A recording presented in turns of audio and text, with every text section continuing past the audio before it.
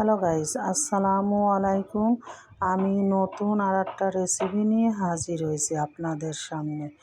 এই যে আজকে আমি টাকি মাছ দিয়ে, আলু দিয়ে, ডালির বড়ি দিয়ে মশলা করে রান্না করেছি। প্রথমে মাছ ভাজি করে ধুয়ে জিরা, পেঁয়াজ, রসুন ভাজে ধুয়ে তারপরে আলু কষায়ে, তেল দিয়ে আলু কষায়ে, পরে ঝোলে পানি দিয়ে নামানোর 5 মিনিট আগে মশলাটা 2-4 মিনিট আগে মশলাটা ব্লেন্ডার করে দিয়ে বড়ি ভাজি উঠাইতেছি। ধোয়ার পরে পানি দেওয়ার কষানোর পরে বড়িটা দিছি, দেওয়ার পরে নামাইছি 5 মিনিট পরে, তার ভিতরে মশলা দিছি।